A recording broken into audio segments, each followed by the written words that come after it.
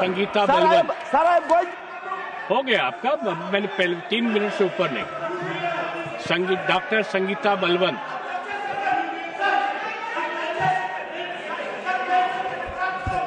आधा मिनट में बोलिए और विषय पे आधा मिनट। माननीय उपसभापति महोदय, आपने मुझे वंदे मातरम चर्चा पर बोलने का अवसर दिया, इसके लिए धन्यवाद। महोदय, मैं अपनी बात स्वरचित पंक्तियों से आरंभ करना चाहती हूँ।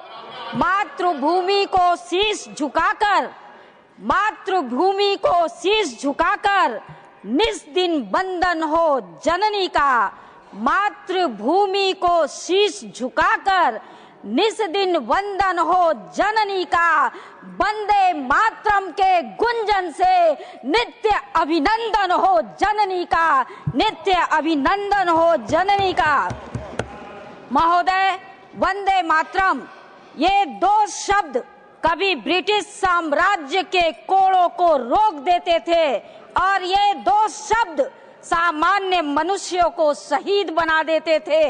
जब बंकिम चंद्र चट्टोपाध्याय ने 7 नवंबर 1875 में कार्तिक शुक्ल नवमी के दिन इसे लिखा था, उन्होंने सिर्फ एक गीत नहीं लिखा, उन्होंने स्वतंत्र भारत की भविष्यवाणी लिखी थी। उन्होंने भारत माता को केवल धरती नहीं बल्कि धन में लक्ष्मी, ज्ञान में सरस्वती और शक्ति में दुर्गा के रूप में देखा। वंदे मातरम भारत की आत्मा है, यह केवल कविता नहीं हमारी सभ्यता की गरज है। वंदे मातरम यह शब्द नहीं माँ भारती की साधना है, माँ भारती की आराधना है। यह शब्द हमें इतिहास में ले जाता है, हमारे वर्तमान को आत्मविश्वास से भर देता है और हमारे भविष्य को एक नया हौसला देता है कि ऐसा कोई संकल्प नहीं जिसकी सिद्धि न हो सके।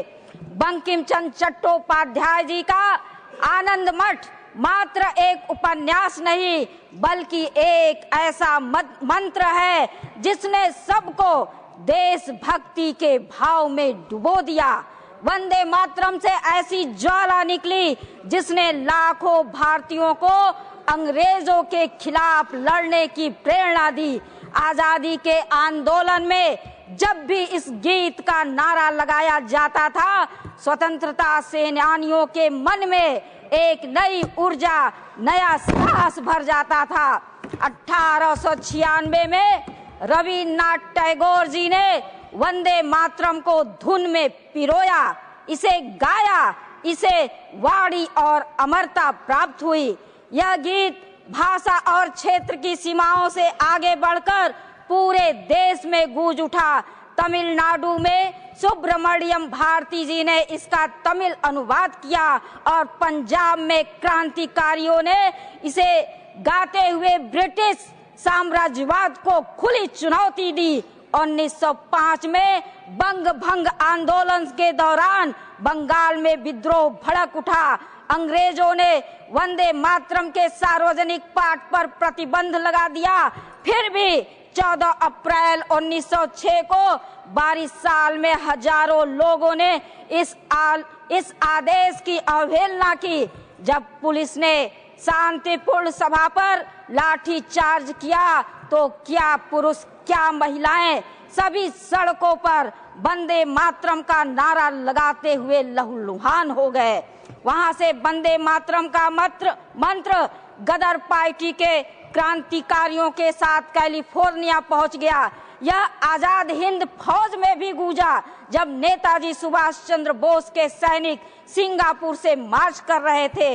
इस तरह यह 1946 में रॉयल इंडियन नेवी की क्रांति में भी गूंजा और जब भारतीय नाविकों ने ब्रिटिश युद्धपोतों पर तिरंगा फहराया, खुदीराम बोस से लेके अशफाक उल्लाह खां तक, चंद्रशेखर आजाद से लेकर त्रिपुर कुमारन तक एक ही नारा था, वंदे मातरम। महोदय, 26 अक्टूबर को मन की बात कार्यक्रम में मोदी जी ने इसके लिए एक आह्वान किया। 2 पंक्तियां कहकर मैं अपनी वाणी को विराम देती हूँ। स्वरचित पंक्तियां हैं। जब वंदे मातरम निकलता है वीणा की तान से, मन गर्वित हो जाता है राष्ट्रीय गीत के गान से। झूल जाते थे फांसी पर वंदे मातरम बोलकर, गदगद थे शहीद अपने इनकलाबी शान से, गदगद थे शहीद अपने इनकलाबी शान से। मन गर्वित हो जाता है राष्ट्रीय गीत के गान से। बहुत बहुत धन्यवाद। माननीय सदस्य